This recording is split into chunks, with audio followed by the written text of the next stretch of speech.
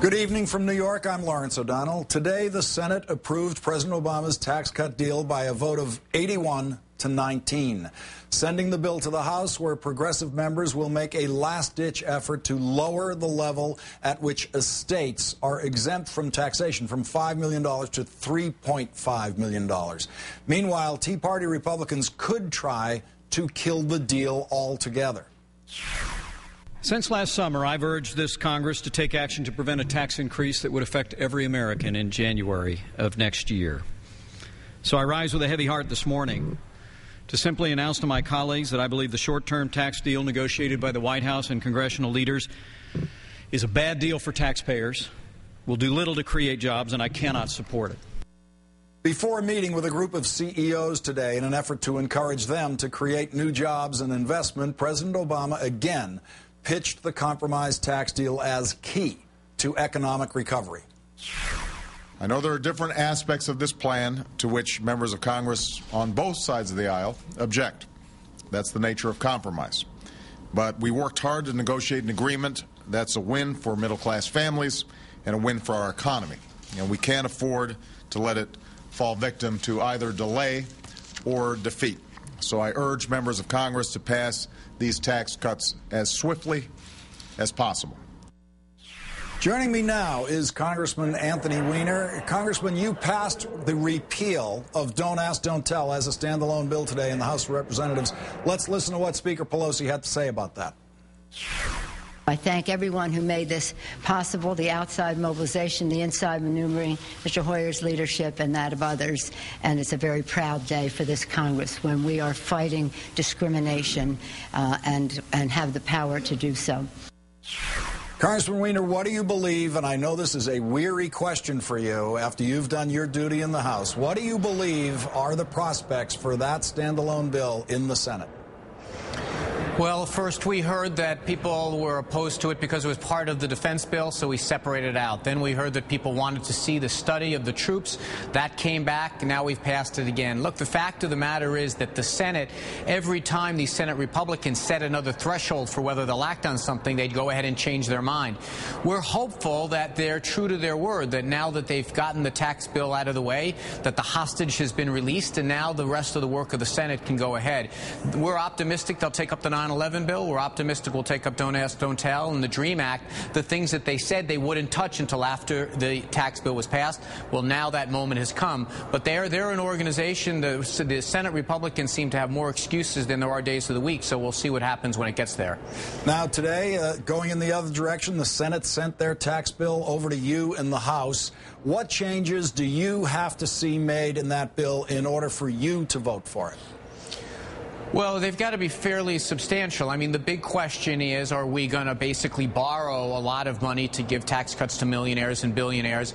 But it seems now that the focus is being driven down to the very narrow question of the most offensive part of this, which is a giant tax giveaway, literally not even to the billionaires, but the richest billionaire heirs in the country. They're trying to make the estate tax more fair. Look, we're starting to see the handwriting on the wall. It looks increasingly likely that this thing is going to get passed. It passed with a lot of votes in the Senate. We're going to do everything we can to improve it in the House and send it back to the Senate. But specifically, will you vote for it if they get an adjustment on the estate tax? Well, I'm not drawing lines in the sand, but I don't think that's going to be enough for me. I mean, look, I think that this is a very flawed product that's very expensive and at the end of the day doesn't do the things we'd like. I mean, just as the more you look at it, the more the deal seems to be not very good for working people. The tax cut for the payroll tax, the unemployment insurance, they're only 1-year extensions, and yet the tax cuts for millionaires and billionaires of 2 years would be very difficult for me. I'm not drawing a line in the sand, but I have to tell you, the bill has to get a lot better in this process. Are you surprised that you could end up voting the same way as Tea Party members of the House of Representatives on a bill like this? Yes, you've got me rethinking it. The answer is yes, but you know, it does call up a very important distinction here, though. A lot of the Tea Party guys, Mitch McConnell and others, their singular objective is to try to undermine President Obama. I'm not trying to do that. I'm trying to bolster his best instincts to try to get the right thing done here. I want him to be stronger, but here's a very important tell, and your intro said it all. You know, the president has to realize that with the Senate Republicans, if you give them a hand of gesture, they're going to want an arm and even more flesh in debates to come. One of the reasons it's important we stand up for the things we believe in is to set the table for the next fight. And unfortunately, the lesson the Republicans in the Senate have learned is that, frankly, this is a pretty easy process for them.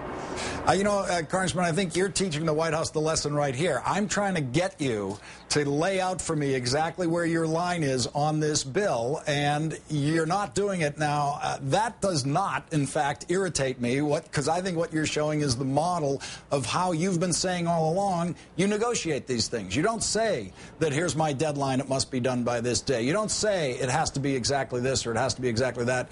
You stay with the flow of the negotiation, and you see what your outcome is and when you can make your decision, when you can turn over your final card and say, I'm ready to vote for it. I mean, isn't that, in effect, what you're modeling in this discussion we're having here tonight? Well, I guess the point is, and this was true during health care as well. Remember, as frustrated as I was with some of the twists and turns in health care, I never said I'm going to hold my breath and take my ball and go home. That's what's different about what the Republicans have said here. You know, the phoniness of the Republican position is they kind of implied throughout this to anyone who was paying attention that if you freed up this tax debate, we would go ahead and move to these other things and at least let there be an up or down vote on the 9/11 bill. They're refusing to even allow it to come to a vote.